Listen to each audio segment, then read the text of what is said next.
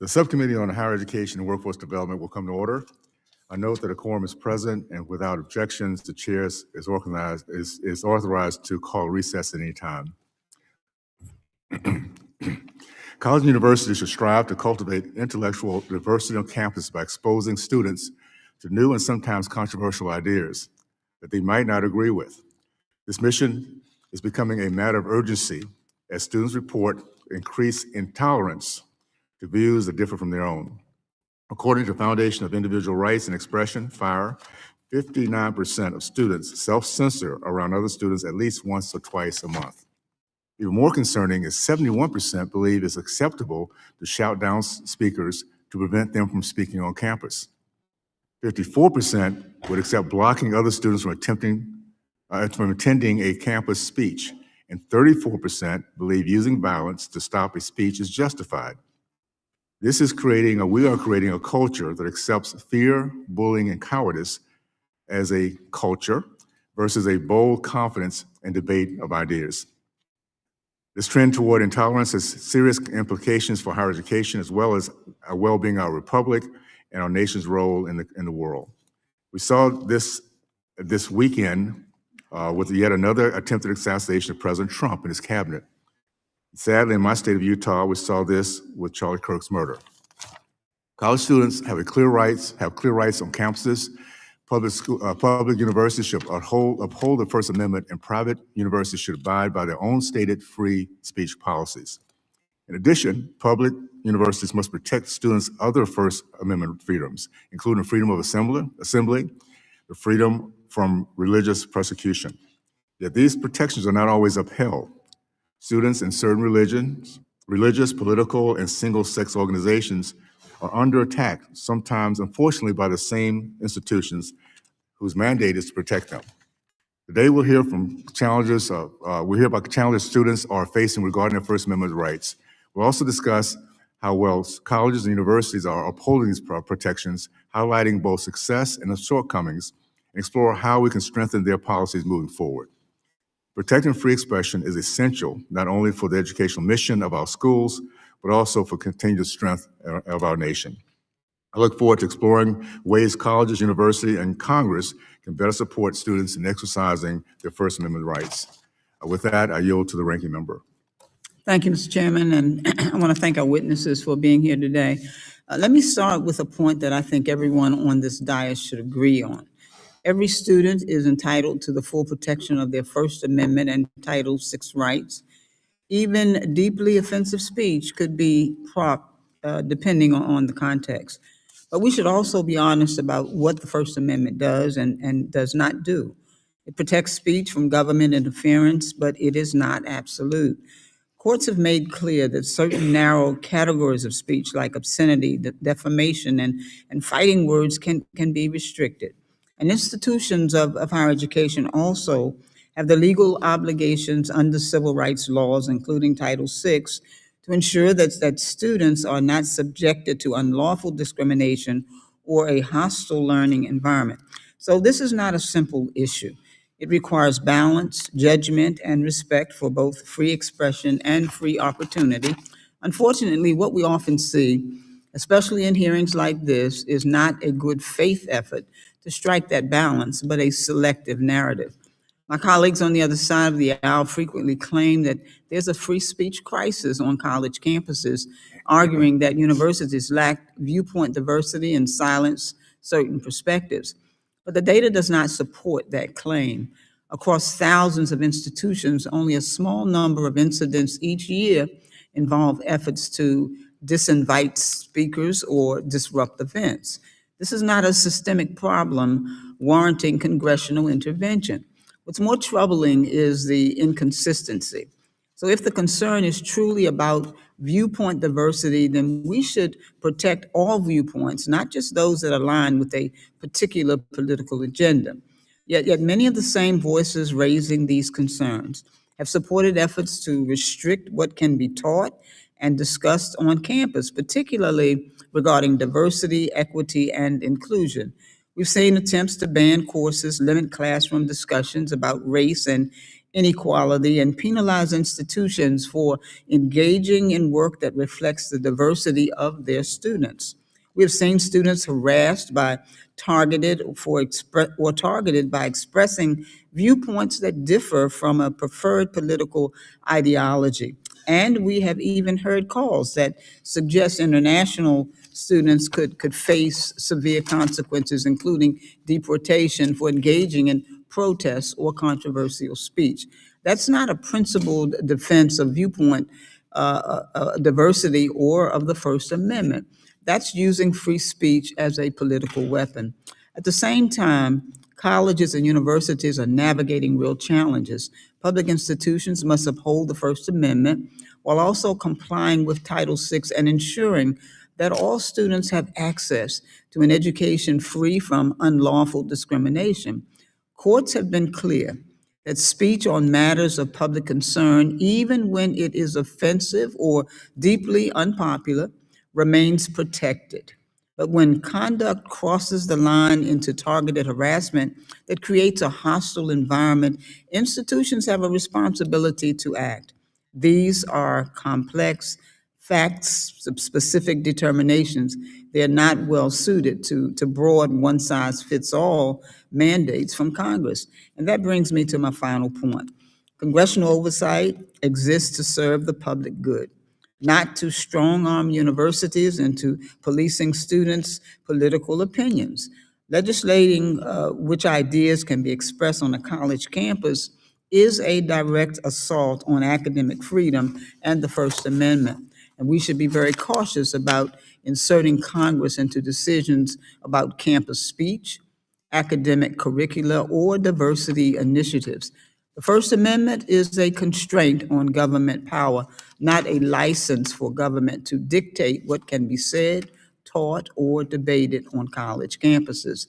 As long as institutions uphold students' civil rights and comply with the law, it is not Congress's role to micromanage how they foster dialogue, inclusion, and academic freedom. If we're serious about defending free speech, then we must do so consistently, not just when it is politically convenient and not just for viewpoints that we agree with. Our responsibility is to protect both the First Amendment and the civil rights of all students. Those goals are not in conflict, but they do require honesty, consistency, and restraint. And with that, Mr. Chairman, I yield back. Thank you. Pursuant to Committee Rules 8C, all members who wish to insert written statements into the record may do so by submitting them to committee clerk electronically in Microsoft Word format by 5 p.m., 14 days after this hearing. Without objections, the hearing records will remain open for 14 days to allow such statements and other materials noted during the hearing to be submitted for the official hearing record.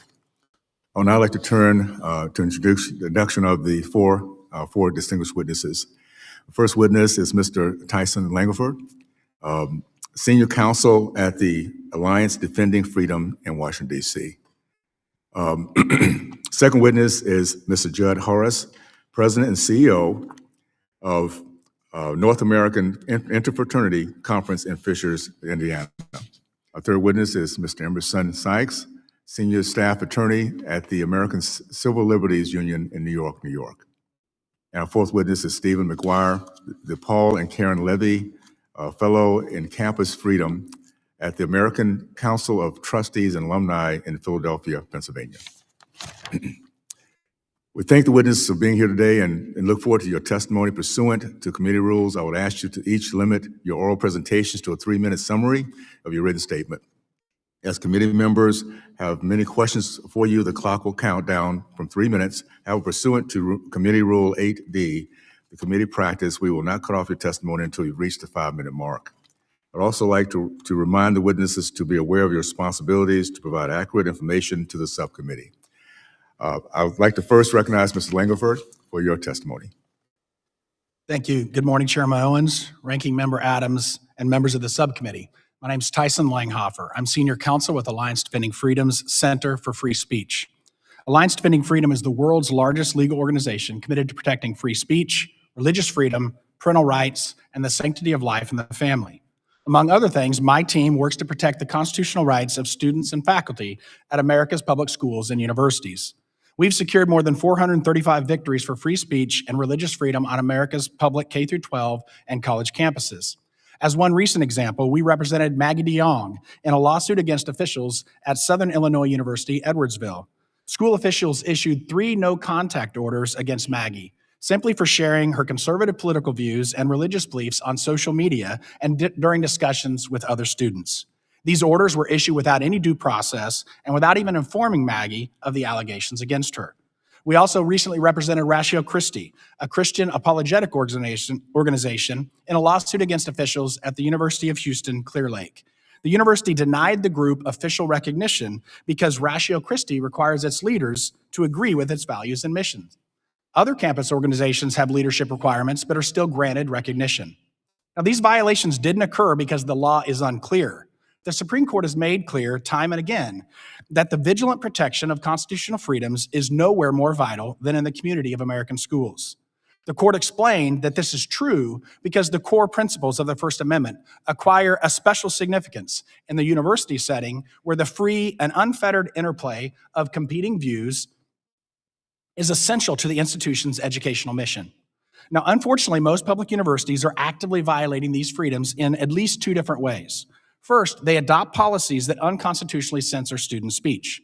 Some common examples are policies that restrict student speech in the outdoor areas of campus to very small speech zones, or policies that censor or punish speech that the school or other students subjectively say is demeaning or uncivil, or policies that allocate student activity fees in a viewpoint discriminatory manner by denying requests from certain student groups to access these funds to host events. Finally, they use policies that deny official recognition to religious student groups because they require their leaders to agree to the group's statement of faith. Now, these policies are most commonly enforced against conservative and religious students to shut down speech that others disagree with. Another common way that universities violate student speech rights is by refusing to enforce university policies and instead allowing other students and faculty to violently disrupt or shout down student events. We've also seen a rise in universities issuing no-contact orders against students for simply expressing orthodox, conservative, or religious views. The widespread nature of these policies demonstrates that today's colleges have failed to educate their students about the rights afforded by the First Amendment and about their duties as citizens of this great country.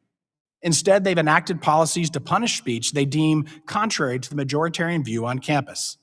That's the essence of fear, the opposite of freedom, and contrary to the purpose of the university and the First Amendment. I commend the members of this committee for recognizing the importance of protecting college students' First Amendment rights, and I look forward to participating in today's discussion. Thank you. Thank you so much. I now recognize Mr. Horras for your testimony. Thank you on behalf of over 300,000 college men for the opportunity to be here today. You can imagine I often get the question, are fraternities still relevant in society? I always start my answer with these 2 facts.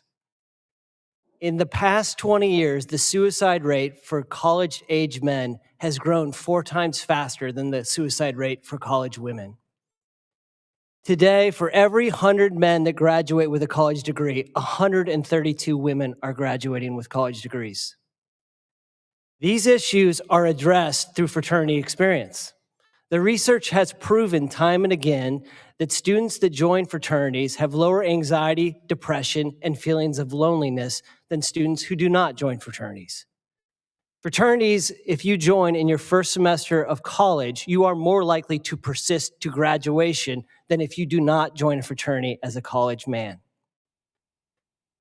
What's most important for everyone to hear is these results are most pronounced in first-generation students who join fraternities. That is to say, those students benefit the most from the experience. We work with 550 campuses across the country. Approximately 150 have specific restrictions only applying to single-sex organizations that do not apply to other organizations on their campus. The most egregious example is Harvard University. In 2016, Harvard enacted a policy that punished their own students simply for belonging to a single-sex organization. Their dean justified it by saying this action is targeting the behavior and conduct of a few students in a few organizations, and acknowledged that other students who have done nothing wrong but join a single-sex organization, the negative impact of losing that experience, well, that is just collateral damage for our overall goal. Collateral damage. The Freedom of Association Act in higher education has passed this committee twice in the last 7 years, when controlled by Democrats and Republicans. For that, thank you. I want to close with this thought that's more personal. I have a daughter at Iowa State University. I have witnessed in the last 2 years her growth in maturity and confidence and resiliency. And it is directly responsible because she has benefited from her sorority experience. So this bill is about kids as parents. It's about 1 million young men and women who belong in single-sex organizations. And by passing this again out of committee, you are making two powerful statements. One, the freedom of association on college campuses is something we should protect and preserve. And two, more importantly, no student is collateral damage. Their growth and development, wherever they come from, is something that our country believes in and will always support. Thank you very much. Thank you. I'd like to recognize Mr. Sykes for your testimony. Good morning, Chair Wahlberg, Ranking Member Scott, Subcommittee Chair Burgess, Subcommittee Ranking Member Adams, and members of the subcommittee. On behalf of the ACLU, thank you for the privilege of testifying today on this critically important topic. A generation ago, our highest court recognized that, quote, the essentiality of freedom in the community of American universities is almost self-evident. Teachers and students must always remain free to inquire, to study, and to evaluate, to gain new maturity and understanding. Otherwise, our civilization will stagnate and die. That case, Sweezy versus the state of New Hampshire, was about a state law requiring public university professors to profess loyalty oaths and renounce communism. The Supreme Court said the law was misguided and un-American. Throughout the ensuing decades, we've seen free speech and academic freedom rights challenged on college campuses across the country. While the details of campus speech jurisprudence can get murky, one thing is clear. The government cannot censor students, instructors, or even visitors just because the government doesn't like the ideas they express. The principle of viewpoint neutrality when regulating campus speech is paramount. The ACLU has been vigorously advancing this principle for over 100 years. It's worth noting that academic freedom and campus speech rights can operate somewhat differently on public and private universities, because public universities are themselves governmental entities subject to the limitations of the First Amendment. Public colleges and universities occupy a special place in our society as government-funded institutions responsible for pushing the bounds of our understanding of the world around us. Censorship in the academy is therefore especially dangerous. In my written testimony, I highlighted 6 areas where First Amendment rights are being restricted on campuses: campus speech, censorship of non-citizen scholars and students through weaponized immigration authority, limitations on student groups, curriculum censorship, punishment for online speech by students and professors, and retaliatory investigations and funding restrictions on universities for ideological conformity. Today, I'll focus on just 2. First, curriculum censorship. In recent years, we've seen unprecedented efforts by state and federal officials to regulate what ideas can be taught in public colleges and universities. According to PEN America, as of 2025, more than 50% of college students go to school in a state that has enacted at least one curricular censorship law or policy. Traditionally, academic freedom has served to protect individual professors from censorship, as well as to protect the university from interference by courts and the political branches of government. This traditional understanding of academic freedom is under severe threat from all sides. Recently, professors at California community colleges have successfully challenged mandatory DEI statements that infringe on academic freedom. At the same time, perfectly legitimate DEI programs that encourage participation and belonging are being targeted by the Trump administration. In one ACLU case, we're challenging Florida's Stop Woke Act, which prohibits, quote, espousing 8 concepts related to race and sex. In federal court, Florida has argued that there is no such thing as academic freedom in public universities, that they are entirely subject to the whims of the party in power. This cannot be how our world-class public educational institutions are meant to be run, nor is it consistent with the First Amendment. Second, campus speech controversies are as old as campuses, but the pervasiveness of social media has added a new layer. When students or professors share controversial or offensive views online, universities must decide whether to act. The ACLU has always stood for the principle that we need clear and fair First Amendment rules that apply to all, regardless of viewpoint. As we've seen recent examples of students being punished for all kinds of views online. I humbly submit that there's a great deal we can all do to help safeguard academic freedom in the First Amendment in higher education. First, we the people must remain vigilant against censorship from local school boards and state legislatures. Together, we can ensure quality public education for all. Second, university leadership should remain focused on their academic and community missions. Advanced communication about expectations of community members is always a best practice, as are clear and viewpoint-neutral rules about protest, student groups, and on-campus speakers. Finally, you all, Congress, should refrain from misusing your investigatory authority to intimidate universities, and more importantly, stop trying to commandeer fundamental curricular and research decisions of universities by imposing ideological restrictions by legislation, including funding cutoffs. The courts are not the only branch of government charged with protecting constitutional rights. Congress has an equal obligation to protect the Constitution, including by protecting academic freedom and the First Amendment in higher education. I really appreciate the opportunity to speak with you today. Thank you. I'd like to lastly recognize Mr. McGuire for your testimony. Chairman Owens, Ranking Member Adams, distinguished members of the committee, thank you for the opportunity to testify today. As the Paul and Karen Levy Fellow in Campus Freedom at the American Council of Trustees and Alumni, I direct our Campus Freedom Initiative, which encourages colleges and universities to adopt policies that will help them to build cultures of free expression and openness to intellectual diversity. Institutions of higher education should be oases for free inquiry and genuine debate. But as members of this committee know all too well, many schools have become bastions of intolerance, dominated by ideological monocultures, instilling fear that anyone who dares to stray from accepted dogmas will be punished and ostracized. Survey data reveal a troubling pattern of self-censorship coupled with intolerance. 65% of students say they self-censor in class at least monthly, while 71% say shouting down a speaker could be acceptable, and 34% say the same thing about using violence to stop someone from speaking. Meanwhile, nearly 64% of faculty say they cannot voice their opinions at least occasionally, and almost 39% say they are at least somewhat likely to self-censor in the selection of research projects. These statistics are not surprising when one could be canceled, as former Harvard professor Carol Hooven was, simply for saying there are two sexes. Or consider that about 50% of faculty endorse requiring job candidates to submit diversity statements, which many others view as inappropriate ideological litmus tests. Surveys of psychologists and sociologists have revealed that around a third of them would discriminate against conservatives or Republicans in hiring decisions. So what should universities do to improve themselves? ACTA's Campus Freedom Initiative has graded over 30 institutions using our gold standard for freedom of expression. The average score so far is about an 11 out of 20. Unlike the Ivy League, ACTA does not practice grade inflation.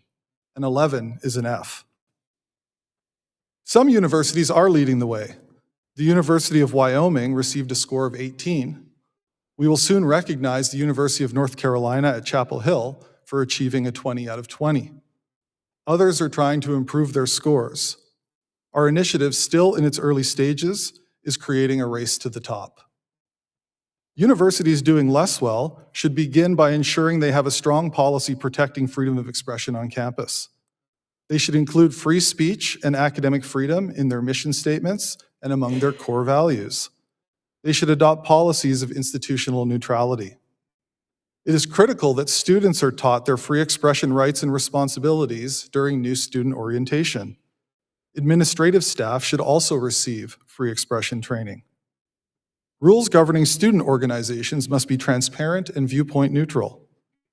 Institutions should promote intellectual diversity and ensure that faculty hiring and promotion are free of ideological barriers.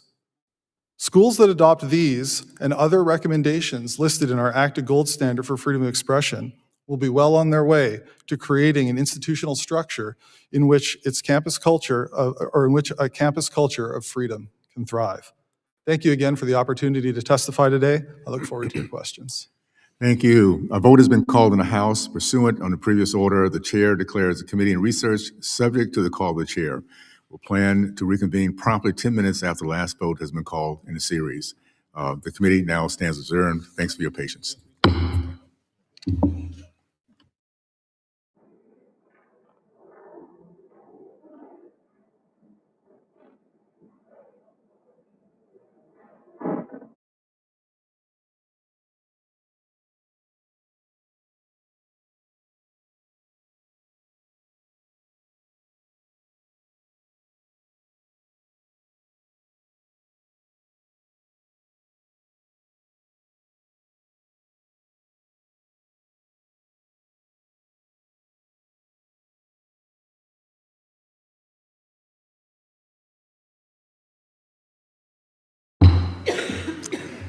The committee will reconvene and come to an order following our recess. Under Committee Rule 9, we'll now question witnesses under the 5-minute rule. I will recognize myself for the first 5 minutes. Mr. Langhofer, Alliance Defending Freedom has sent speakers to college campuses who have been shouted down by students. Why should Congress and public be concerned that young people are becoming more intolerant and aggressive to ideas that differ from their own views?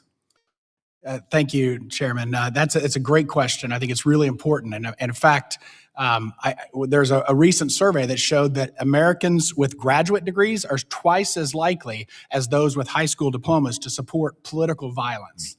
So what does that show us? That shows us that the individuals that are the most educated are the least likely to actually use reason and logic to engage in political discourse. Rather, they are willing to engage in violence. And that is a real problem. And when you pair that with the fact of the lack of intellectual diversity, Yale just issued a study this month where it was a large survey that their faculty conducted, and it showed, they came out and they said that echo chambers don't produce the best teaching, research, and scholarship. Yet Yale has a 36-to-1 Democrat to Republican ratio in their faculty. So what is that telling us? Is it's telling us that our universities are an echo chamber, and what we know is that uniformity of thought breeds intolerance of disagreement. So when you pair this uniformity of thought, and then we don't have the environment where individuals can go and hear a speaker they disagree with, that creates a real problem, because individuals who have never heard the other side don't get to hear that side, and then they lose the opportunity to be persuaded and to understand that the other side has a valid argument. Very good, thank you. Mr. Horras, the First Amendment guarantees individuals the right to associate with others, including public campuses. But we know that colleges and universities don't always enforce their standards equally. What are some of the examples of Greek life being treated differently than other student organizations on campus? Yeah, in my remarks, talked about Harvard, but another school that's out there is Duke University. They, on their own, with no research cited, decided that you could not join a single-sex organization until your sophomore year. They don't have that requirement for any other student organization. And when asked why, the rationale, this is what we want to do. That left the students at Duke with a very difficult decision. We remain recognized by the school as a recognized student organization, or we have to operate independent off campus without their support. Both the men and women in that instance chose to operate independent off campus, which is not an ideal situation. The Freedom of Association Act in higher education actually will strengthen the relationships between single-sex orgs and higher education, because it will force everyone to be treated equal as all other student organizations. So we won't have to leave campus in order to continue to have our rights of association. Okay, thank you. Dr. McGuire, based on the Campus Freedom Initiative's gold standard, which evaluates universities' First Amendment policies, how should institutions of higher education craft their policies around freedom of expression and its limits? Thank you for the question. Yes, our gold standard covers 20 different policies and practices that we think colleges and universities should adopt to protect and promote freedom of expression on campus. Ultimately, the goal, of course, is to create a culture of freedom of expression and openness to intellectual diversity on campus. But the first and critical step is to set a structure, put a structure in place that will allow for that kind of activity to flourish. So as far as the kinds of policies that we recommend, at the top level, we think it's critical to adopt something like the Chicago Principles or a similar statement, a policy of institutional neutrality. These sort of set the table that this is an institution that respects freedom of expression and that is open to debate and a variety of points of view. And then from there, you need to look at the policies that affect students in terms of conduct inside and outside of the classroom, as well as the organization of student groups. All of these policies should be content or viewpoint neutral, and they should be geared towards allowing for robust debate and a wide variety of views to be present. Thank you. I've always felt that when someone is confident about the way they think, then they have the ability to be respectful for others and have that opportunity to maybe talk and try to convince them to come over one day. And that was old school. So I'm looking forward to getting back to our kids being educated, be confident, to say we can discuss things we disagree with without being the word disagreeable. So appreciate that. With that, I'm going to recognize the ranking member for her purpose of question of witnesses. Thank you, Mr. Chairman. You don't look old school. You don't look old school. Let me start where I always do on this issue. Free speech and academic freedom both matter, and students deserve both. But this conversation can't be one-sided. What we're seeing isn't just debate on campus, it's growing pressure on what can be taught, who can speak, and how institutions operate. We hear talk of a free speech crisis, but the data show relatively few incidents each year. At the same time, there are real efforts to limit speech through curriculum restrictions, funding pressure, and policies that may chill faculty voices. The First Amendment protects all viewpoints, even uncomfortable ones, but it isn't without limits.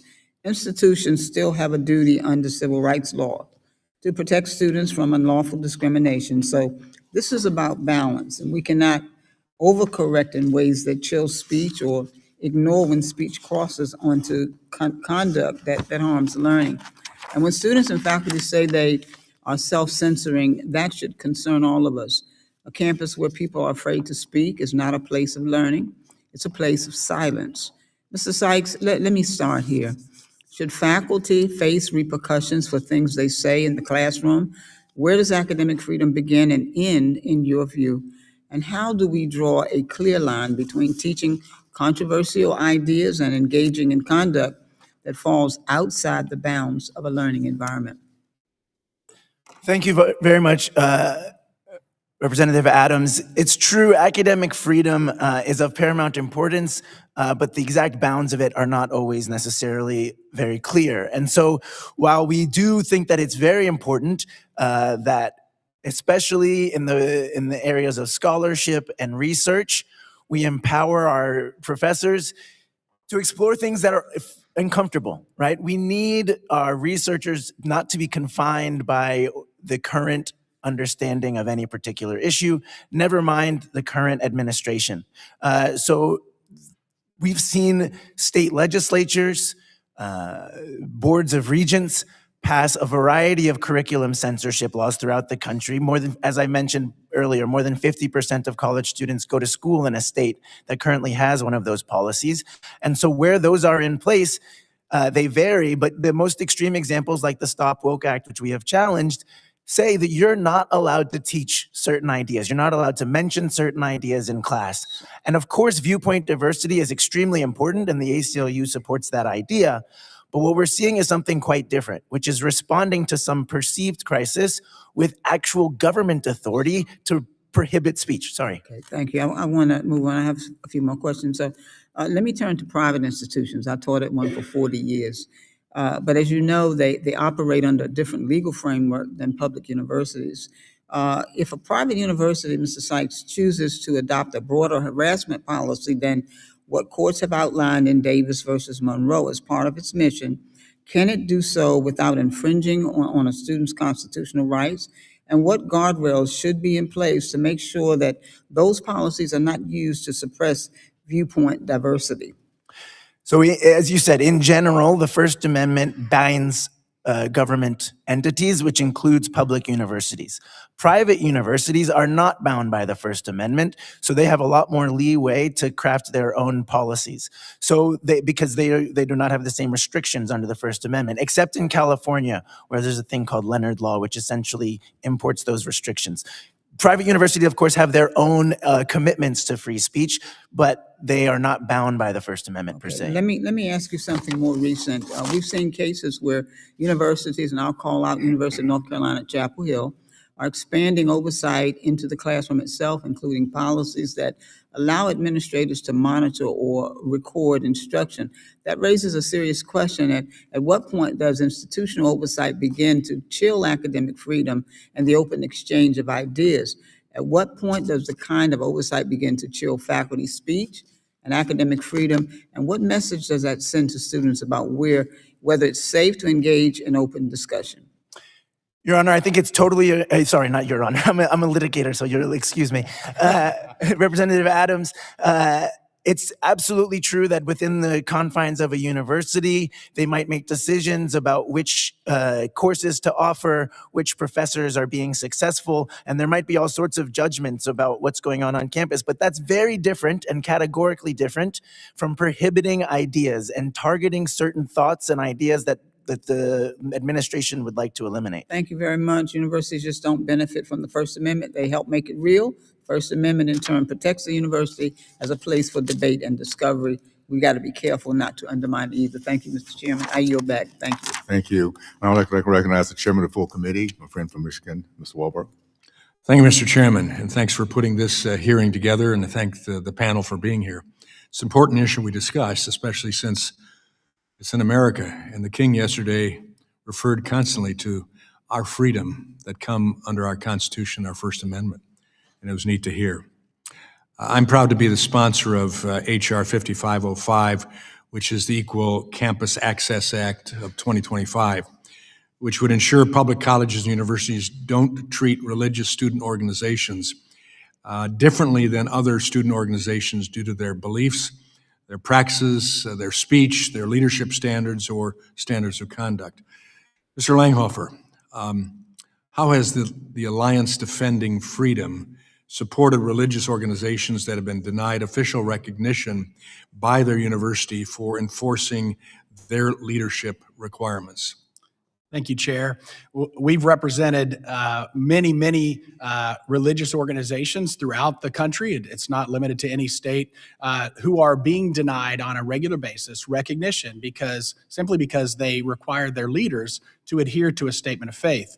And as the Supreme Court has recognized over and over again, an association, a private association can't carry out its mission unless it can ensure that its leaders actually agree to that mission. That makes sense for everybody. It makes sense for religious organizations. It makes sense for secular organizations. And unfortunately, what we see all too often is public universities treating private universities differently. And in fact, we just had an issue with Atlantic Cape Community College where it was denying, it specifically said religious organizations are the only organization that cannot access student funds that every other student pays into. And it said religious organizations. And so it's singling them out, and it's putting the foot on the scale and stopping religious students from being able to fully participate in college life. And I think that harms the religious students, but it also harms all students because they're not exposed to the full range of beliefs at their campus.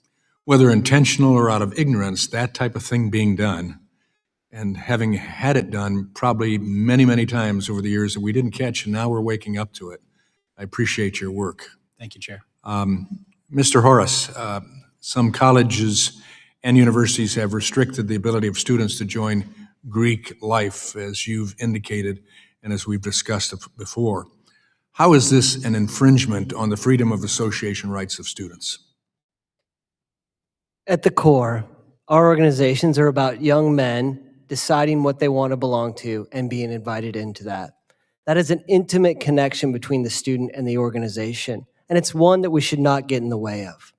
We agree with higher education that the conduct of the students should be regulated in that there's a student code of conduct, but it should be equally applied to the students who belong to fraternities and sororities and students that belong to co-ed organizations or just general students. Specifically, I want to give you an example. At the University of Virginia, there was a Rolling Stones article that alleged very, very troubling allegations of sexual misconduct from one fraternity. Now, aside from those allegations were proven to be not true and Rolling Stones was sued, justifiably so, the other part of the story is the entire fraternity and sorority community, based on that report, was shut down for months at a time and unable to operate. Students that were appalled with the allegations, students that didn't do anything wrong, students that are on committees to fight sexual assault on college campus, they were still suspended in their fraternity and sorority. There is no other place. Athletes are not treated this way. Other organizations are not treated this way. But for some reason, some institutions believe fraternities and sororities do not have the entitlement of due process as organizations or individuals. Yeah. And the freedom of association is hindered as well at that point. So, that's right. Thank you. Dr. McGuire, the Campus Freedom Initiative conducts student surveys on free expression. What questions are included, and do you see a difference in response within any subgroup of college students? Thank you for the question. Yes, we ask questions about self-censorship. We ask questions about the political climate on campus. We ask questions about willingness to engage in intolerant behaviors like shout-downs or violence, all those sorts of things. And we survey enough students at particular institutions that we're able to look at subgroups within the student population. And we notice routinely that conservative students are more likely to report that they self-censor compared to liberal students on campus. And conversely, we find that conservative students are much less likely to endorse intolerant behaviors like willingness to shout down speakers compared to their liberal peers. Interesting facts. Thank you so much. My time has expired. I yield back. Thank you. I would like to recognize my friend from Oregon, Ms. Bonadici. Thank you very much, Mr. Chairman. Thank you to the witnesses for being here today. Part of the title of this hearing is the future of the First Amendment in higher education. And I need to remind everybody that the First Amendment doesn't just include the free speech clause, it also includes the Establishment Clause, which is an important part of the First Amendment as well. There was widespread agreement that there would be no nationally established church. I just want to get that out there because it's an important part of the First Amendment as well. So the Republican majority has repeatedly denounced diversity, equity, and inclusion initiatives, DEI. Just yesterday, we had an entire hearing in the Early Childhood, Elementary, and Secondary Education Subcommittee, during which the majority tried to argue that DEI undermines excellence and harms students. They did that pretty unpersuasively, in my opinion. And today, the majority wants to talk about how we need more viewpoint diversity on college campuses. So clearly, diversity seems to be acceptable when used to advance educational opportunity for people with certain points of views, particularly on the far right, according to my colleagues, but other populations don't seem to deserve the same opportunities. And this hypocrisy is especially frustrating when we consider the very real issues students are facing across the country. Students are navigating more than coursework, the gun violence on their campuses and their communities, cuts to essential programs like SNAP, threats of immigration enforcement that are creating fear and instability, rising barriers to the access to healthcare. They're trying to build their futures during all of this. And importantly, tuition costs are higher than ever as state investment in higher education plummets.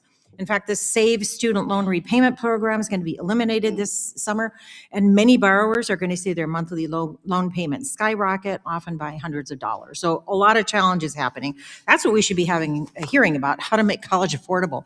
That would be really helpful, but instead my colleagues are continuing to villainize institutes of higher education. Unfortunately, it feels like it's to further a political agenda. Mr. Sykes, how have the Trump administration's actions to limit diversity, equity, and inclusion programs resulted in a stifling of free speech on college campuses? Thank you very much. There are lots of ways. I think what you pointed out is an important one. We have challenged several Trump executive orders regarding diversity, equity, and inclusion with regard to higher ed funding, with regard to research funding, and we've found these to be, we've been mostly successful in the courts. The courts have not been willing to accept these types of infringements on academic freedom, but it has been staggering the number of types of attempts, whether it's through deportation of students or all of these other mechanisms that have been used. Really challenging. I'd be interested to hear from any of my Republican colleagues if they spoke to the vice president about this, because his mother-in-law is the head of a DEI department at a university, public university in California. So if we want to talk about limiting speech on campus, let's discuss some of the words that faculty and administrators are now instructed by this administration that they may not say. Diversity, equity, and inclusion are obviously on that list, but some of the other words that the Trump administration has flagged to limit or avoid across federal agencies, for example, Black with a capital B, words like female and women, to list a few more: immigrants, disabilities, Native American, LGBTQ, mental health, multicultural, socioeconomic, equal opportunity, both the terms gender and sex, and even the word historically. So according to government memos and agency guidance, the Trump administration has ordered all of these words to be removed from public-facing websites and eliminated in school curricula. So, Mr. Chair, I would like to submit for the record a New York Times article entitled, quote, "These words are disappearing in the new Trump administration." So I submit to you, colleagues, that this is suppression of free speech, and if you want to have a hearing about free speech, whether it be on college campuses or anywhere in our country, you need to speak up. I suggest we use our First Amendment right to speak out while we still can about these issues and about how this administration is actually harming our free speech rights. It's not college campuses. Yes, we should have a diversity of opinions on college campuses. Absolutely. Of all places, that's where we should have the free exchange of ideas. This administration is making that harder, and I yield back. Thank you, Mr. Chairman. Thank you. I'd like to recognize my friend from Missouri, Dr. Onder. Thank you, Mr. Chairman. Thank you for holding this important hearing, and thank you for the witnesses for being here today. As a physician, I am deeply troubled with the erosion of free speech in medical education. Across the country, medical schools have adopted sweeping DEI policies that function as ideological gatekeeping, governing admissions, coursework, clinical training, and even faculty advancement. These policies operate as mandatory belief systems that silence inquiry and undermine evidence-based medicine. And this has been going on for a long time. I remember when I was graduating from medical school, we didn't take the Hippocratic Oath, we took some World Health Organization oath. The students are instructed to view every aspect of care through a predetermined social justice lens.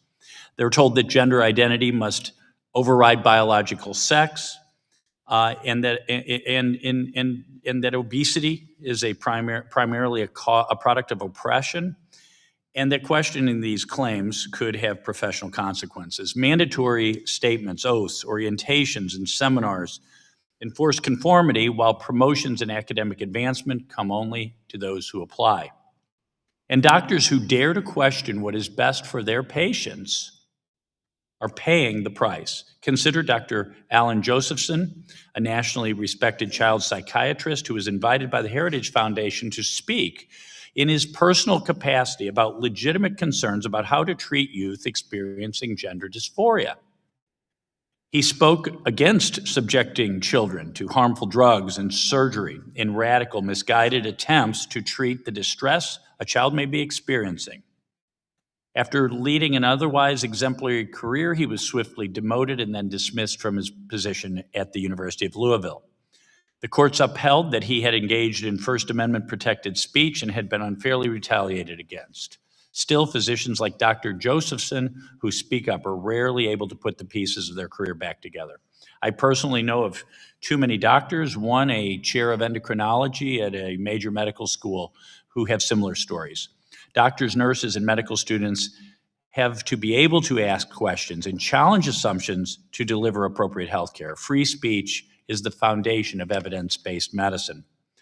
Mr. Langhofer, can you tell us about the Alliance Defending Freedom's work in defending faculty, including Dr. Josephson, who have shared their views in their personal capacities while off campus. Sure. Thank you, Representative. I think Dr. Josephson's story is the quintessential example. As you said, he had a 40-year career in academia. He had led University of Louisville for 16 years. From 2014 to 2016, he had perfect marks on his reviews. In 2017, he spoke about the treatment of children with gender dysphoria. And what did he say? He said simply, hey, we need to understand the underlying cause of these, why these children are questioning their gender dysphoria before we give them irreversible medical treatments. And so, but yet, because of that, he was fired.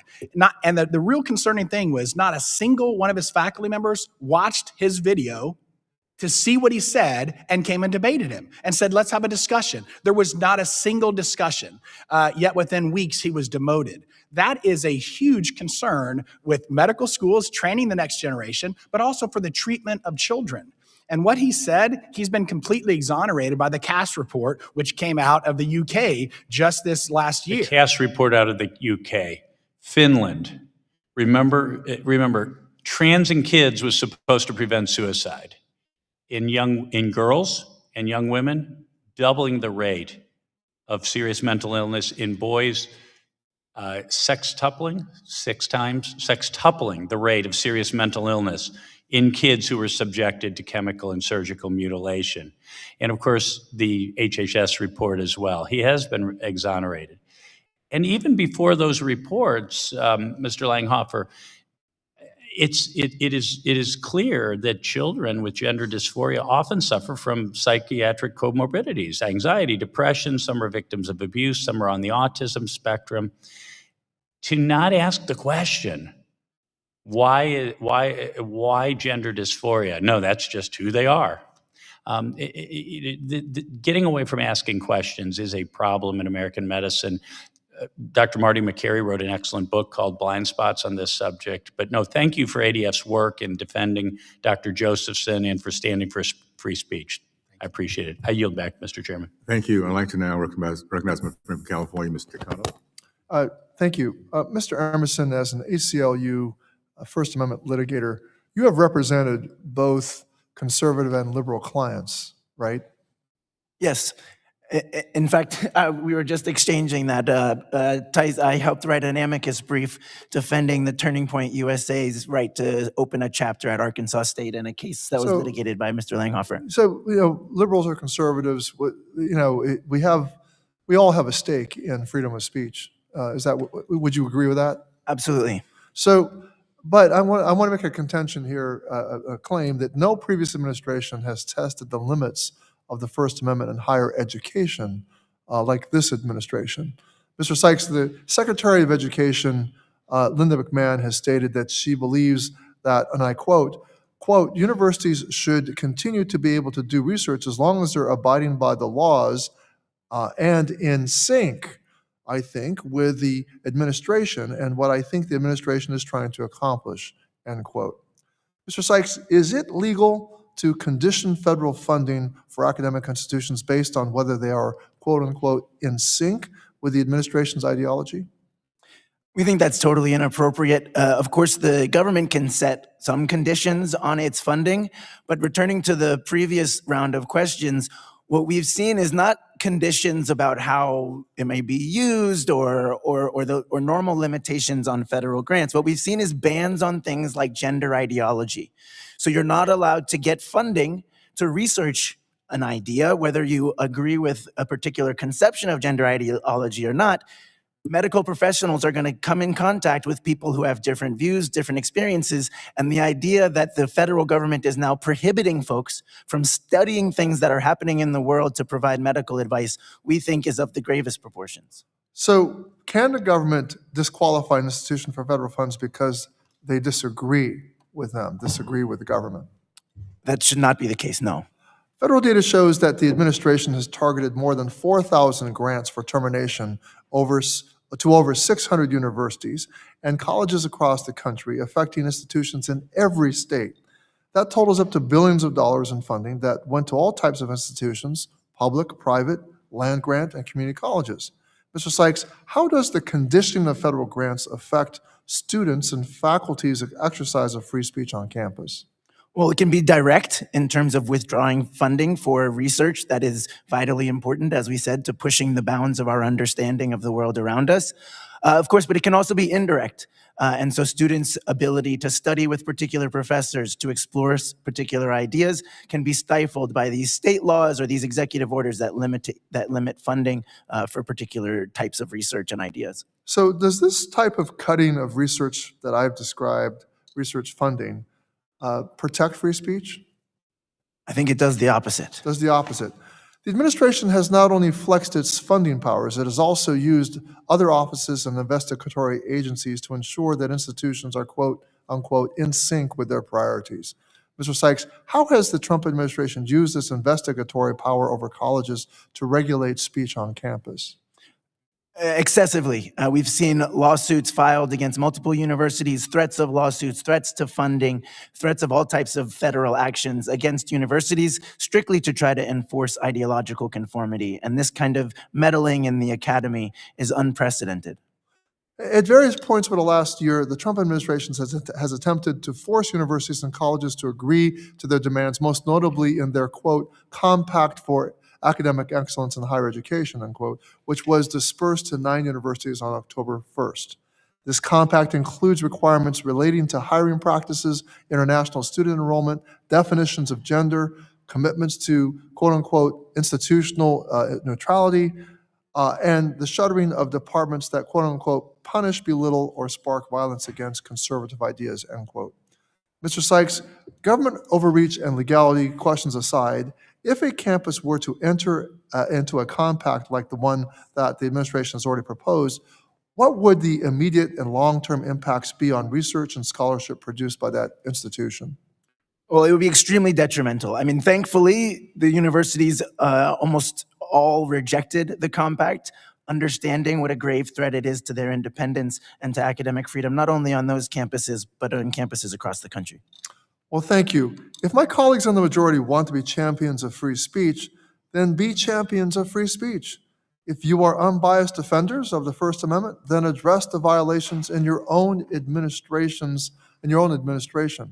I yield back, Mr. Chairman.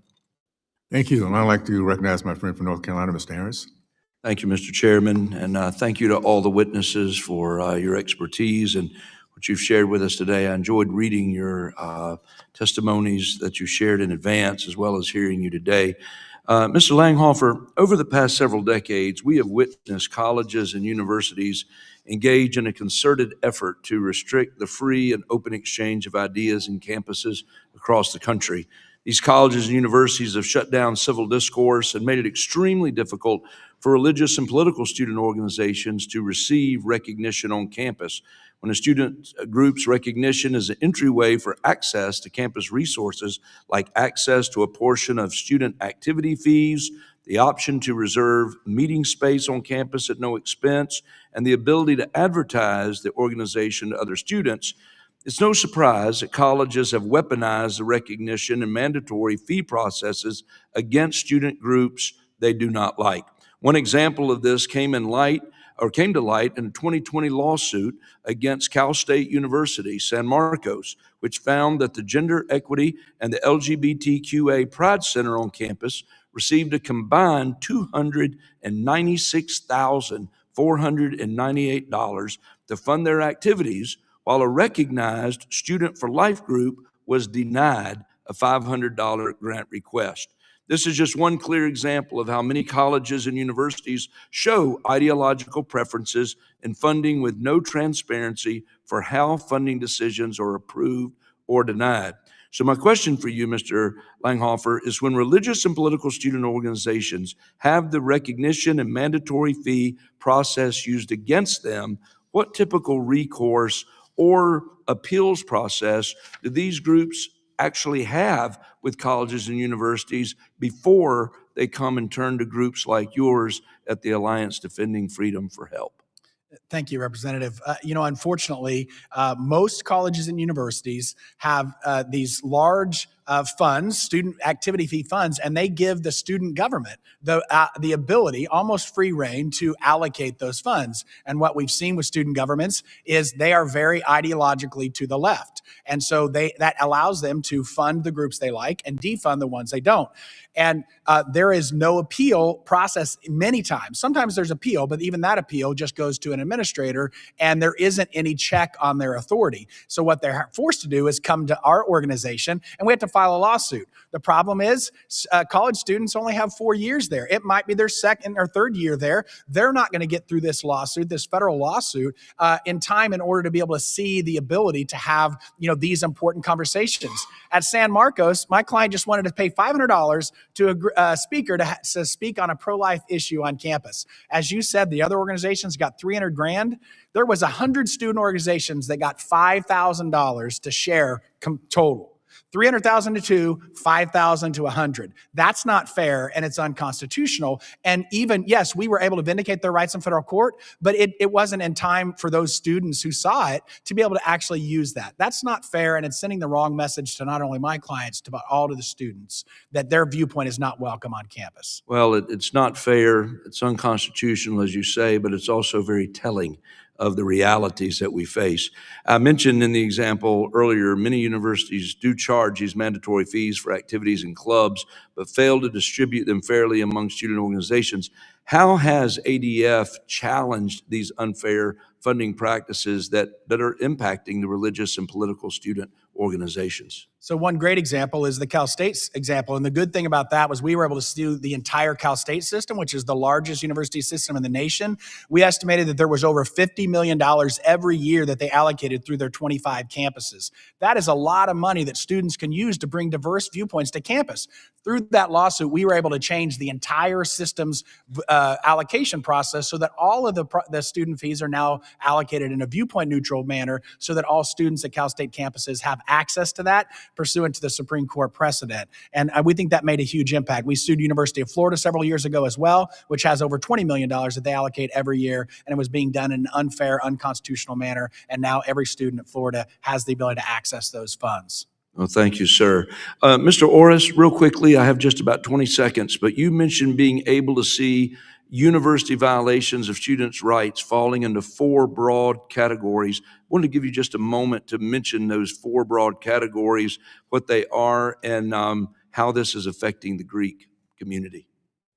Well, I'll give you 2 in my short amount of time. The first is the basic access to the experience.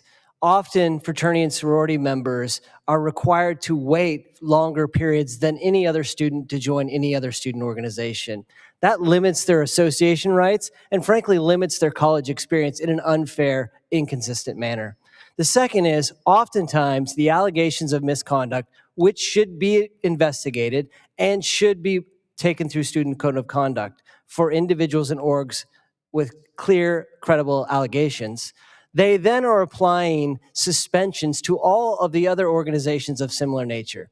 At North Carolina State, if the football team was accused of hazing, that team should be investigated. But there's no possible way that the basketball team or the women's softball team should be suspended and not have their season. Thank you, sir. Mr. Chairman, I'm out of time. I yield back. Thank you. I'd like to now recognize my friend from California, Mr. Desalegn. Thank you, Mr. Chairman. I'm reminded of a story I heard some time ago about Jefferson explaining to somebody who came to Monticello and asked him, "You have those busts in the entryway. Why do you have Hamilton facing you?" And he said, "You don't agree on anything." And 2 people who clearly believed in education, literacy, and thought higher education was important. And Jefferson's response to why he had Hamilton there, when they said, "You don't agree with him on anything," he said, "That's why." So in that context, I find this frustrating because I think of higher education in the context of America, and being a Californian with a district with a lot of alumni and staff from the University of California, because my district is right next to it, is having this free expression. It should be joyful, just as Jefferson mentioned, that Hamilton and he would fight. But it's become so politically us against them without the acceptance that they might be right occasionally.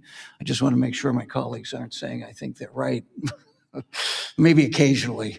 So, Mr. Sykes, in that context, how do we create an open environment that, in education, that people, irrespective of their ideological beliefs, feel that they can have an open discussion? And this is also in the context of money and politics and in higher education. Thank you so much. Yes, I mean, there's so much that universities can do to foster an environment of free expression and understanding. Making people feel welcome, making people feel comfortable is a part of that work as well. But of course, they cannot do that without they cannot do that by eliminating views that are controversial. And so we have worked with universities. I'm a professor at a university myself, and there's all sorts of things that teachers can do on the classroom level, deans can do at the departmental level, and universities can do at the institutional level to improve this situation. The problem that we're seeing now is the political branches trying to intervene and determine what types of ideas can be expressed and learned about in these higher education institutions. And you mentioned social media. It's had a huge impact, obviously, as a member from the Bay Area. Could you go a little further on that, as how that's impacting higher education and First Amendment abilities? Sure, Your Honor. And the fact that the social media companies are until recently have been very impervious to any kind of liability for the consequences of how people use social media. Yes, Your Honor. As we said, the First Amendment binds government and therefore does not bind social media companies. They have their own First Amendment rights. But these are tough questions about sort of how do schools balance their responsibility to keep campuses safe while also having an obligation to respect all viewpoints. I'll just say the ACLU has recently advocated for free speech rights of students and professors, talking about Gaza, talking about all sorts of issues within the United States. I even wrote a brief recently in a case involving a self-described white Christian nationalist law student. And so even for the most abhorrent types of views, we need to be vigilant in making sure that we create an environment where ideas are open to being tested. And how does ACLU get their funding? Where do most of your funds come from? Mostly from small donors. Okay. Mr. Lefter, you get a lot of funds from very large, not unsurprising donors who support your position. Is that where most of your funds come from? Primarily from smaller individual donors. Do you have a percentage? I don't know that. Okay. Mr. Horras, how do you pay your mortgage? Well, most of it comes from student fees. And so one of the reasons why we need this bill is they shouldn't be paying for litigation against their host institution. They should be paying for tuition, and it should be applied to help them get through college. So this bill will help strengthen those relationships of the students with their institutions by being treated fairly. Okay. Mr. McGuire, you have anything to add on any of the questions I've asked, social media, or just how we keep this balanced and where your funding comes from? Thank you. Well, our ACTA Gold Standard, as I've said, has 20 policies that we recommend colleges adopt, and we think putting all of these in place would protect free expression for everybody on campus. As far as our funding, it comes from a variety of large and small individual donors, as well as some grant funding from foundations. Okay. Thank you, Mr. Chairman. I yield back. Thank you. Now I'd like to recognize my friend from Wisconsin, Mr. Grothman. I'd like to thank you for having this hearing. I really can't think of a class of people who feel more muzzled as to what they can say or even more what they can write than an American college student in the 2020s. I think every Republican, as they get around institutions of education or just political organizations, again and again comes across college students who talk about the frustration of having to lie on their essays or on their tests and pretend that they're left-wing progressives in order to get a decent grade. I mean, it's sad. It's like, communist China in the 60s or something. You gotta spout things that you know are not true in order to get a decent grade. And that certainly is true in any discipline that has an ideological component. Journalism, political science. I know a guy who tells me, I don't believe it, but he says all the English literature professors in the University of Wisconsin system, which has to be well over 100, he's the only Republican one out of 100. The law school, another offender of this.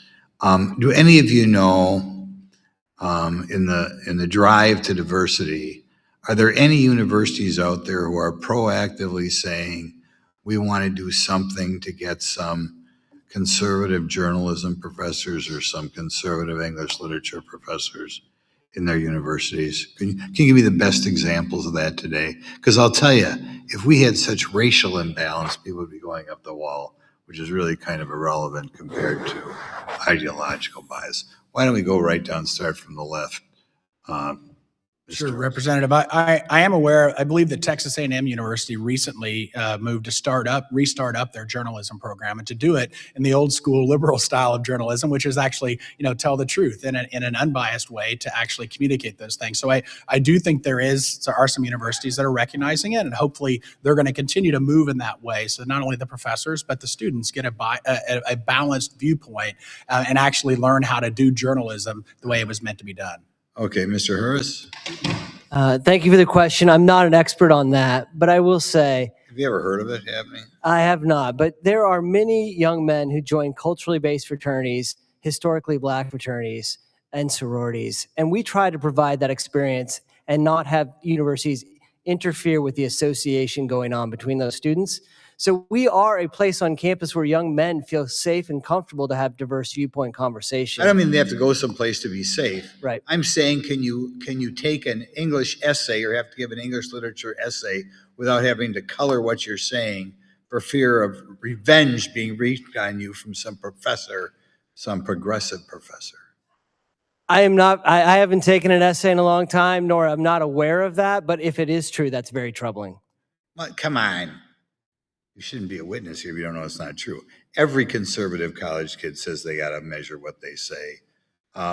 Mr. Sykes, is anything going on in college to remove the bias that you get when like 95% of your English professors vote Democrat, vote progressive probably?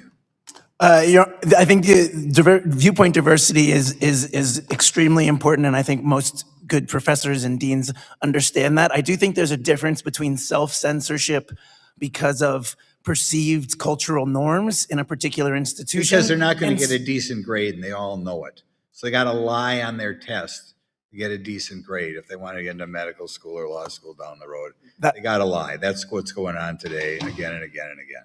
I agree with Mr. Horras that if that's happening, it would be distressing. I think that that's different from the type of actual censorship that we're seeing in places like Texas A&M, where certain ideas are being banned and professors are being told they cannot teach particular books, particular topics, show particular films in their college graduate level courses.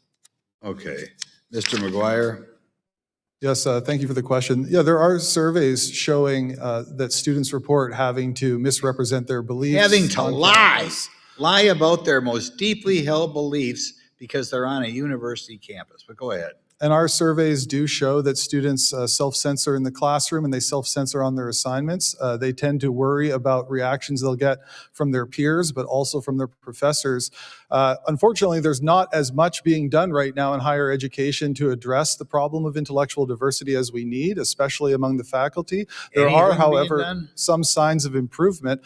For instance, I will point to the civic centers that are being created on campuses around the country. Arizona State University, University of North Carolina, Tennessee, in Ohio, 5 have recently been created, and they're trying to create atmospheres in which students can find intellectual diversity among their faculty so that they will be able to That's write not what the they want in classes. their That's not the papers. people determining their grades. Okay, thank you very much. We love this subcommittee. Thank you very much. From my friend from Arizona, Ms. Cahaldi. Thank you, Mr. Chairman. And thank you all for not taking the bait from my Republican colleagues' outrageous statements. I appreciate that. As a representative of Arizona's 7th Congressional District, I'm deeply concerned by the escalating efforts to politicize our higher education institutions and the limits these actions have on our students and faculty. This issue hits close to home. The University of Arizona is one of only 9 universities nationwide specifically targeted by this administration's Compact for Academic Excellence, a move that sought to pressure schools into adopting specific governance and speech standards in exchange for federal grants. My constituents deserve to know, and my daughter, who attends the University of Arizona, deserve to know that their public universities remain spaces for genuine inquiry, free expression, protected from both federal overreach and state censorship. In light of these pressures on Arizona's institutions and schools across the country, Mr. Sykes, I'd like to direct my questions to you. State action promoting conservative speech. Recently, some states have established centers at public institutions focused on issues like civic leadership or classical liberal education that have largely been recognized as attempts to increase conservative viewpoints on campus. How should courts deal with these centers, which are often established as nonpartisan or non-political, but uphold viewpoint-specific ideas? Thank you. In general, universities are free to establish centers as they see fit, and it doesn't pose a First Amendment problem for a university to create such a center. Okay. Reports indicate that the current administration has threatened to deport students for holding political views that differ from its own. Data from institutions like Yale suggests that these are not theoretical concerns. International students now report hesitating to speak out, even regarding their own research for fear of government retaliation. This creates a tiered system of speech on campuses where some are free to speak and others must remain silent to remain in the country. Does the Constitution suggest that there are different free speech rights for citizen students versus non-citizen students? No. And the recent decision in AAUP v. Rubio makes that crystal clear, that these efforts to silence lawful permanent residents is unconstitutional. Mm-hmm. It's still happening on a regular basis, though. In practice, how has the Trump administration treated the free speech rights of non-citizen students? Well, people have been abducted in the night and secreted around the country and attempted to be deported simply for their ideas. So we have seen people's life literally in danger under these circumstances from this administration. Yeah, I know that there are a lot of international students that are here studying, doing their PhD, that are saying like there's ICE at my door because I made this statement, or I attended this rally and my information got out there. It's a very scary time, and we should not be as I hear, during this hearing, that we want free speech. We want people to be able to express themselves and whatever things they want to talk about. I truly believe that.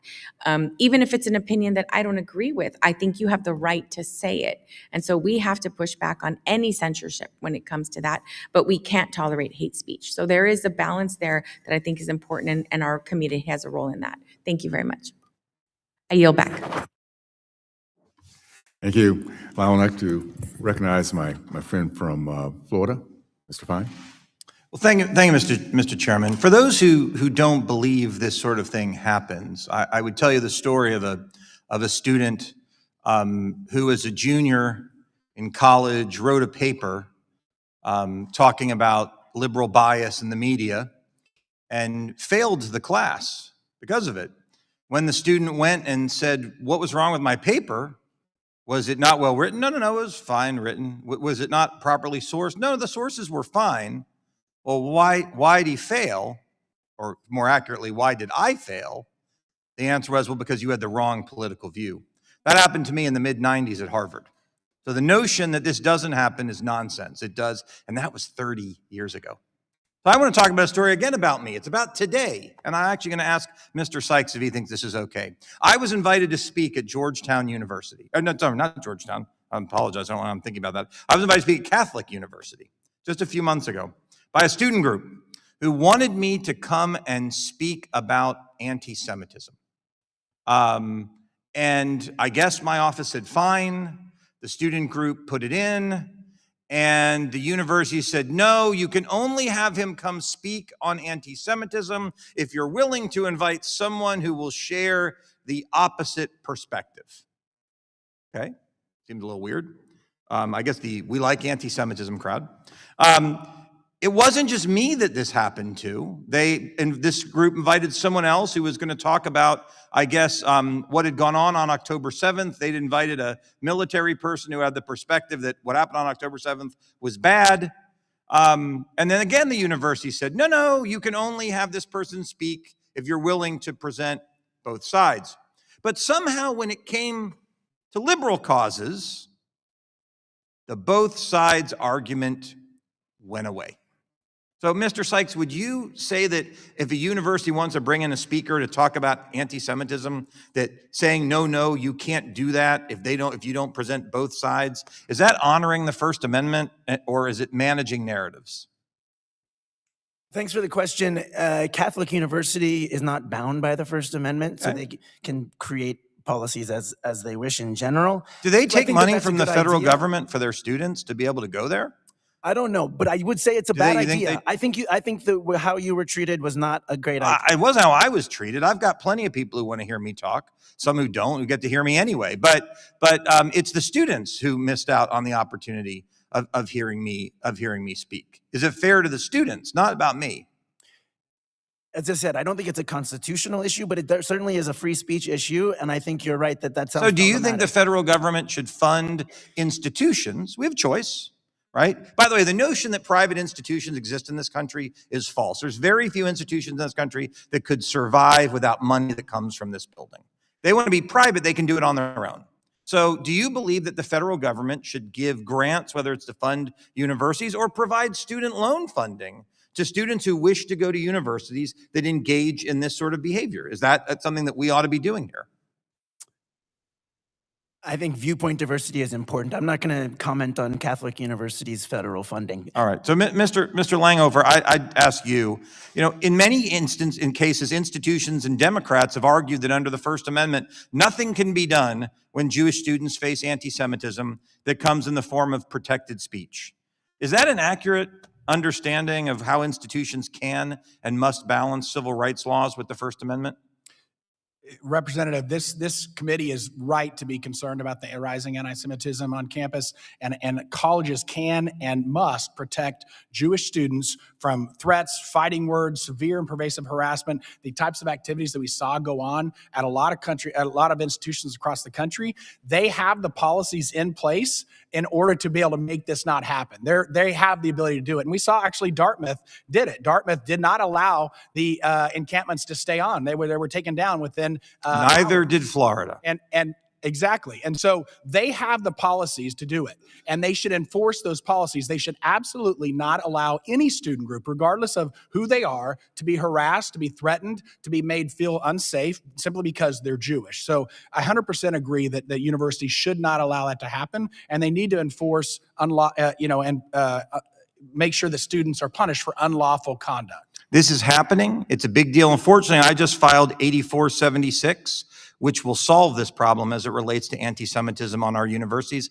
I know it will solve it because I filed it in Florida. We passed it 7 years ago, and we solved the problem there. Look forward to getting that bill marked up in this committee soon. Thank you, Mr. Chairman. I yield back. Thank you. I would like to recognize the ranking member for the full committee, Mr. Scott. Thank you, Mr. Chairman. Mr. Sykes, we've heard a lot about politics of freedom of speech. Is there any Democratic-led state that has anywhere passing laws that tell colleges and universities what topics they should be avoiding in classes? I'm not aware of any. Any Democratic-led states telling colleges and universities which classes they can or can't teach? I'm not aware of any. Telling university administrators what deans they can or can't have on campus? No, Mr. Scott. Telling students who they can or can't invite on campus? No. Are laws being passed in other states? Yes, we've challenged multiple laws, including, I was just going to comment to our friend from Florida, that in a challenge to the Stop Woke Act, we addressed this issue of both sidesism, and the way Florida has chosen to approach it under their classroom censorship law is not to require both sidesism, but to prevent it. And therefore, you cannot hold a debate about affirmative action in Florida classrooms, if not for our lawsuit under that law, which we blocked the law. But the Florida Counsel in federal court said, under this law, you cannot hold a debate about affirmative action because the person advocating for affirmative action would be violating the law. So that all of those restrictions only occur in Republican states, is that fair to say? In this current wave of classroom censorship laws, yes, we've seen them mostly from Republican administrations. Of course, I would be remiss if I didn't note that the ACLU has also sued a lot of Democratic presidents and governors and legislatures as well over other issues. On other issues, thank you. Mr. Langhofer, you mentioned Yale has a disproportionate number of Democrats as professors. That's correct. Should Yale be required to hire as professors people who deny science? I don't think Yale should be forced to hire professors, period. I think Yale is a private institution. Yale has the ability to do it. But what Yale acknowledged in that own survey, that was their own survey, they acknowledged there's a problem. And they acknowledged that we cannot do research and teaching and do science well if we don't have diversity of opinion. And they're acknowledging that there isn't a diversity of opinion and that they need to address Well, that. you just mentioned the partisan divide. If people deny science, they're unlikely to get a job as a professor at a leading university. Isn't that right?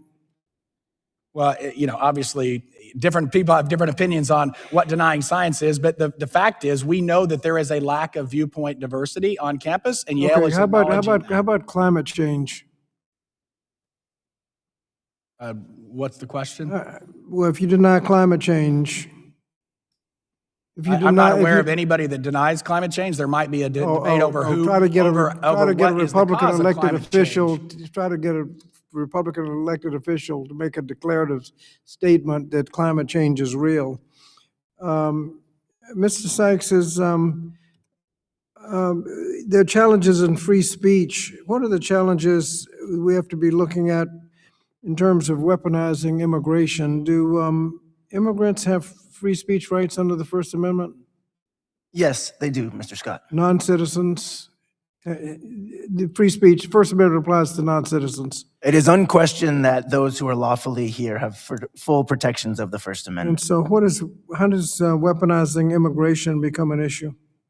Well, as we've seen, the immigration sweeps nationwide have led to human rights abuses, deaths, and the ACLU has been among the groups that have been pushing back against that. So the immigration campaigns are much broader than universities, but just focusing on the university students who've been caught up in these issues because of the speech, because of their ideas, it is, as I said, among the gravest threats to academic freedom that we have seen, and of the chilling effect on campuses has been dramatic.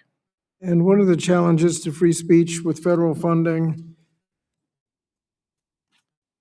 We've seen multiple attempts by the administration to withhold funding, to threaten to withhold funding, to sue universities, all in an attempt to get them into ideological line. Thank you, Mr. Speaker. Thank you. Now I'd like to recognize my friend from Guam, Ms. Milan. Thank you, Mr. Chairman. Mr. Langhofer, in your testimony, you called for robust First Amendment protection and called upon Congress to pass legislation banning censorship.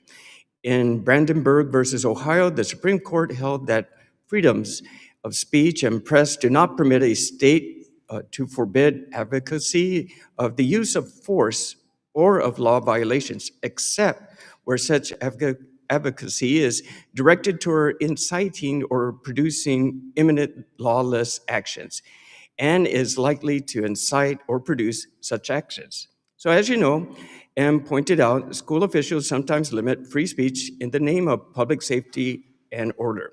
So, sir, in your opinion, how can Congress support free speech protection while also ensuring that colleges and universities have the resources necessary to address real threats? Thank you, Representative. This is a real issue. We see time and again conservative and religious student groups trying to bring speakers to campus to have important conversations, and yet the universities fail to provide security, even if they allow the event to happen, which sometimes they don't. But even if they allow it to happen, what we see is mobs shutting down these important debates with violence, and the university officials standing by and letting it happen. In fact, we're getting ready to have a trial in July against the University of Binghamton University when they tried to bring, the college Republicans tried to bring Dr. Langhofer to campus in 2019 to speak on tariffs.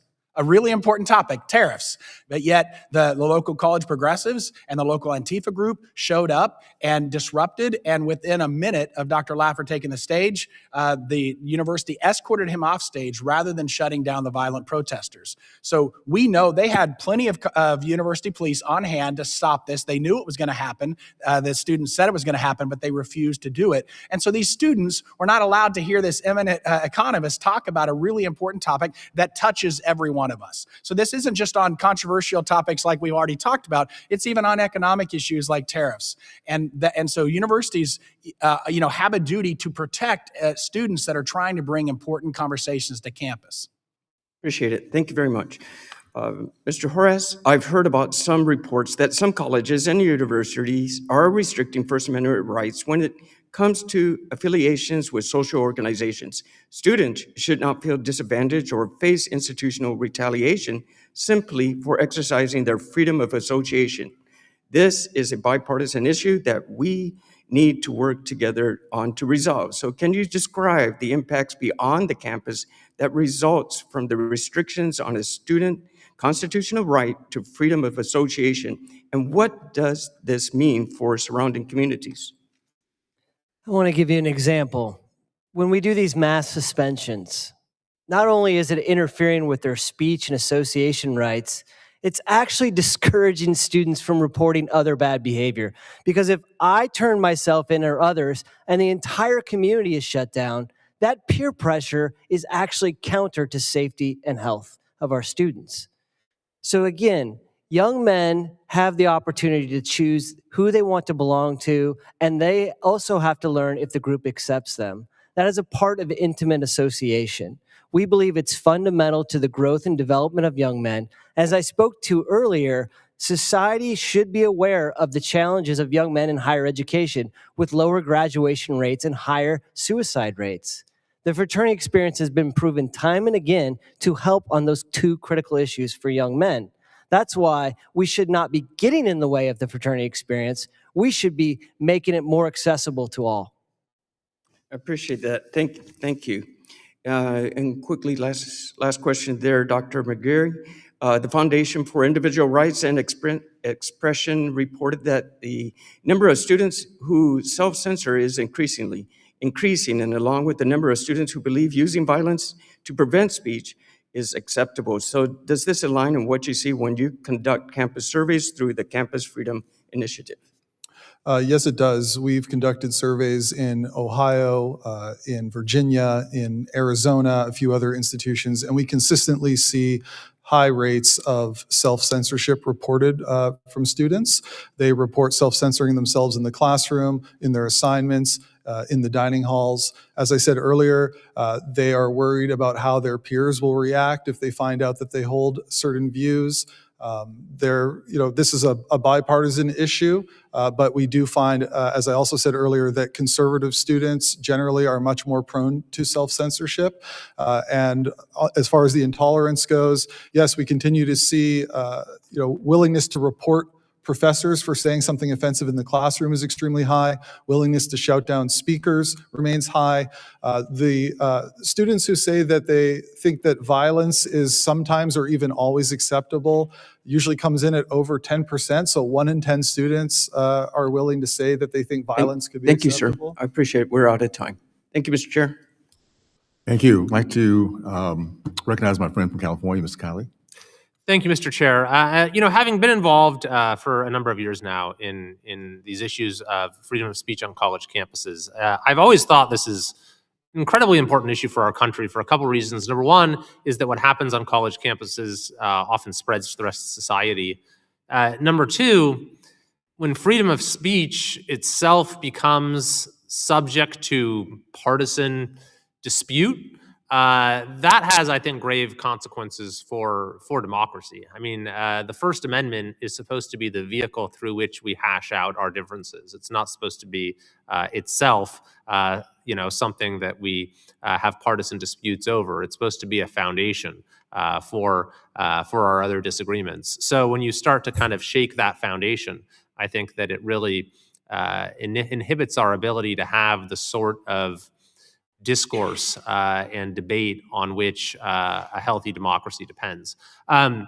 So I do think there's a place for the report cards that you see some organizations issue, for legal action where there's clearly a cognizable harm to a student's rights, and even policymaking at the state and federal level to assure compliance with the First Amendment and other free speech requirements, and as well as accountability. I think that maybe the most effective thing that we can do, though, is to rebuild the culture of free speech that has sort of run, has sort of dissipated, as some of these statistics very clearly illustrate. I actually, Mr. McGuire, I noticed that your organization here has this sheet talking about basically that idea, how to rebuild a culture of free expression. Well, I think it's pretty good. The first point here references the U-Chicago statement. When I was in the state legislature, we actually got the legislature to unanimously endorse the U-Chicago statement, if you can believe that, in California. I've worked on legislation here, which we incorporated into our broader bill, that would incorporate teaching the First Amendment, its history, its purpose, as part of orientation on college campuses. So I wanted to give you a chance just to expound a little bit more on why you've chosen this angle of promoting a culture of free expression, and if there's a way we could actually start that earlier at the K-12 level to incorporate that more into civics and other teachings there so that students arrive on campuses with an understanding of why free speech is an important principle. Thank you for the question. Yes, I entirely agree that the ultimate goal should be to build a culture of freedom of expression on campus, and then, as you said, into our broader society, because what happens on campus doesn't stay on campus. We have a number of things in our gold standard that not only set policies, but help to start building that culture on campus. We recommend that schools regularly hold either lecture series where different points of view are expressed or debates, ensure that there are centers on campus, student groups that promote debate. We also think that students should begin learning about free expression in new student orientation, and we think that that should continue to occur both within the curriculum and beyond the curriculum throughout their college careers. What we find is that most often university administrations will respond to pressures to adopt certain policies, but they don't really fully invest themselves in committing to those policies. And so we want to see leaders at these universities modeling respect for free expression and openness to intellectual diversity. And what we're ultimately looking for with our Campus Freedom Initiative is for universities that are truly going to embrace free expression and become models for the nation on these issues. I would also point to things like the civic centers that are being created. These create environments where, in some cases, like at the University of North Carolina, students actually live together in a dorm, they go to classes together, they focus on things like civil dialogue, they learn how to disagree with one another, right? There's no ideological line that they're being required to follow in these programs. It's about learning the skills of debate, the skills of citizenship that we need more and more people in this country to have.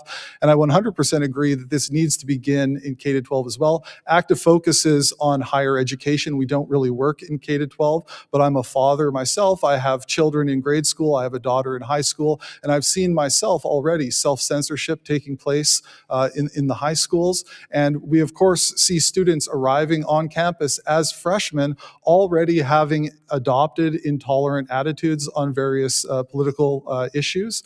And so that's work that colleges and universities need to do to correct the failings that we're seeing in the K-12 system.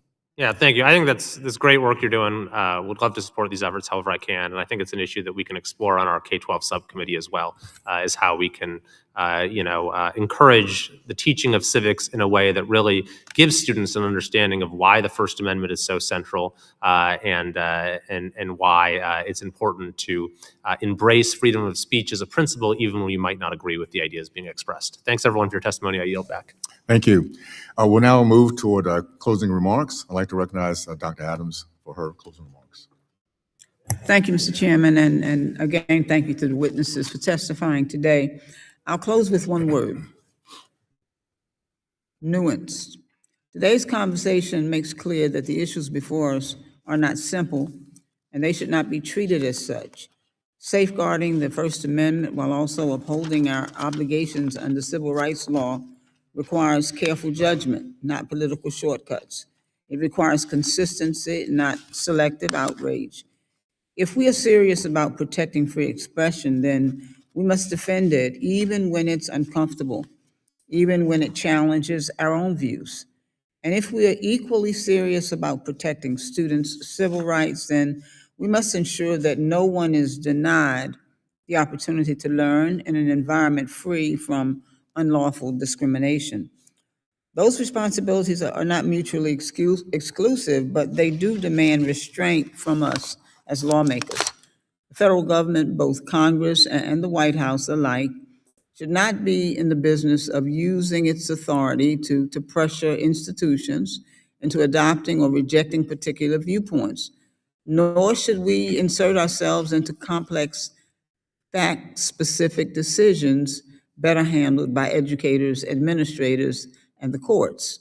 Our role is to uphold the Constitution and ensure the law is followed, not to tilt the scales of debate. At the end of the day, a strong academic environment depends on both free inquiry and equal access to opportunity. Undermining either one weakens the entire system. And so as we move forward, I would urge my colleagues across the aisle to approach these issues with the seriousness they deserve, grounded in principle, guided by evidence, and applied consistently. And Mr. Chairman, before I close, I do want to just remember, or at least reiterate and remind folks that one of the witnesses in response to a question mentioned Texas A&M University and its attempts to open a journalism school dedicated to classic journalism. And I'd like to enter into the record an article from NBC News highlighting the $1 million settlement that the school came to with the original dean the school had selected, Kathleen McElroy, a veteran journalist and academic, when the school reduced their offer of tenure to her after conservative backlash. And I'd enter this into the record, Chairman. Thank you very much, and I yield back. Thank you. Thank you so much. This is a very, very important conversation to have the least. And I'll always think about how our Constitution started, and that was the three words, most powerful three words, I think, in history of mankind: we the people. Because what our country is all about is having conversations, very hard, sometimes difficult conversations, but having the confidence in ourselves that we can do that with respect. I remember 7th grade, at the time I grew up in the segregated South, I decided I was going to go and join a demonstration in front of the Florida State Theater with FAMU students. My dad was a professor for 40 years at FAMU. And I went home to let him know I'd like to do this, thinking that he would be excited, proud. But he asked me a question that had me thinking, and that was, why? And for the first time, I had to sit down and really think through and explain to my dad why I wanted to do this. And that was the way he approached basically my entire life. We didn't agree on everything, but he was more proud of me having the ability to think and to give a good, firm answer to things that he wanted to hear from me. That's what college was. And I'll be honest with you, that was my community back in the early part of this century. It was all about gaining respect, overcoming the soft bigotry of low expectations by not having the intellect. And so they would go out and debate. One of the biggest celebrations we had as a nation, as a community, was back in 1930 when our debate team from Black College beat UCLA in debate. That is what makes our country strong. And what we have today is kids coming out of college and getting higher degrees being more intolerant and more hateful because they cannot think. And instead of having that debate, they pick up a stick and want to hit you with it. That's not America.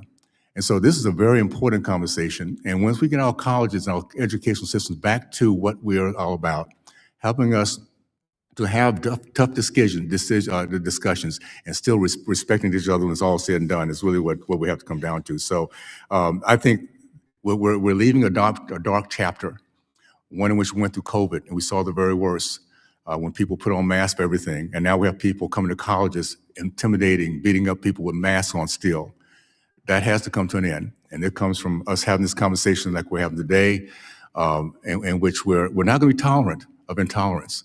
We're going to start teaching our kids how to think again, how to have these conversations and to be different, but yet have that thing in common that keeps us as good Americans. So I look forward to that. I'm thankful for this conversation.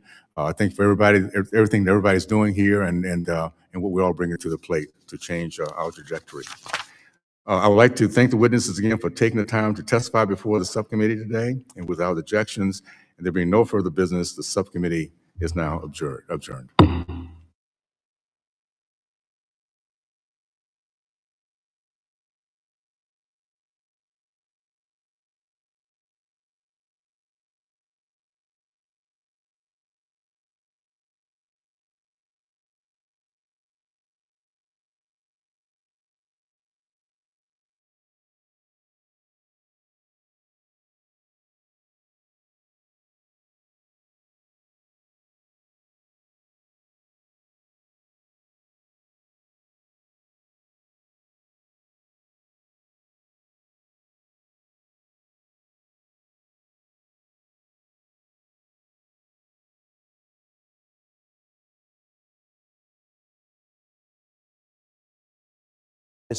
The group is partnering with the Young America's Foundation, also known as YAF. For too long.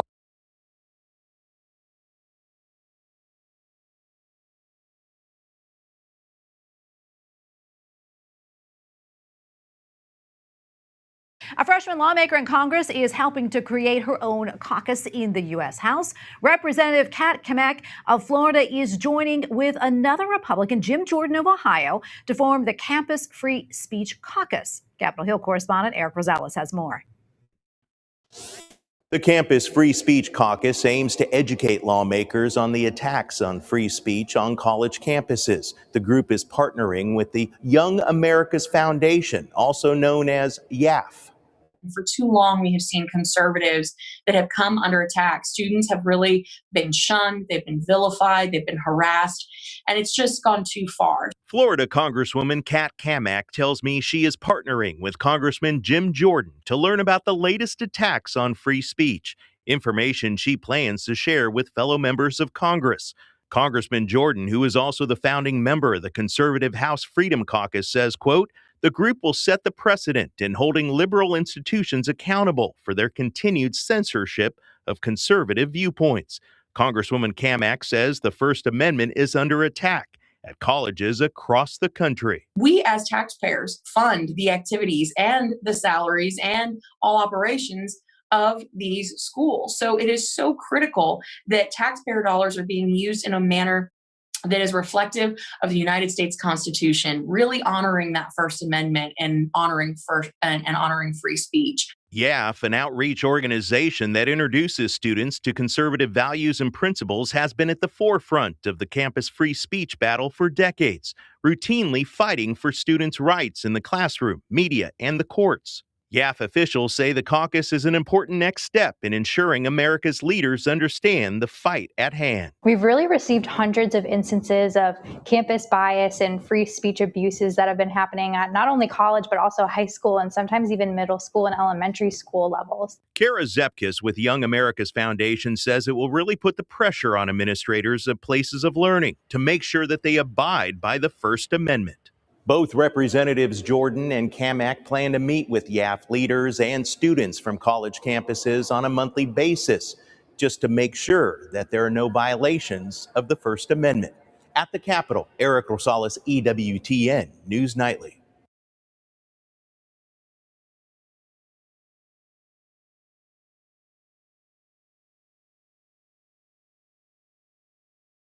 We're seeing this as on the college campus level as well, and we've been seeing this for quite some time. Most recently, the Foundation of Individual Rights and Expression noted that last year there were 172 deplatforming incidences on college campuses, meaning guest speakers, lecturers, professors were removed from an opportunity to engage in a speaking event on campus, which is roughly 14 a month. And already this year alone, there have been 70 of those incidences, which is on track to outpace last year's numbers. And what's more concerning is that the number of college students that see this as an acceptable practice to remove any sort of a controversial topic has risen. At the same time, roughly 79% of college students are self-censoring themselves on at least one controversial topic. And the main reason that they give for this is fear. There's a fear that they are going to be judged by their own peers. So it's a perfect storm for losing ourselves and losing our ability to have really important conversations that will lead to important decisions that ultimately impact all of us. We're seeing this as on the college campus level as well, and we've been seeing this for quite some time. Most recently, the Foundation of Individual Rights and Expression noted that last year there were 172 deplatforming incidences on college campuses.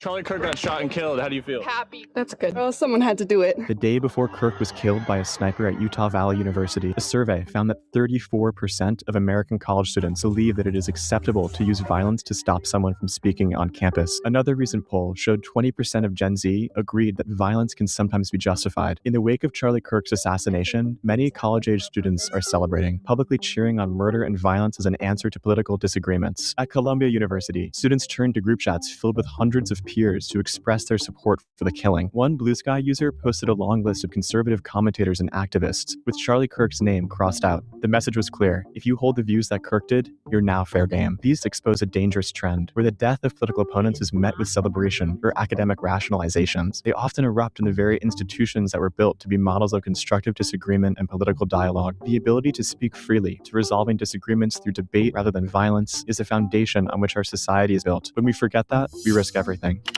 Charlie Kirk got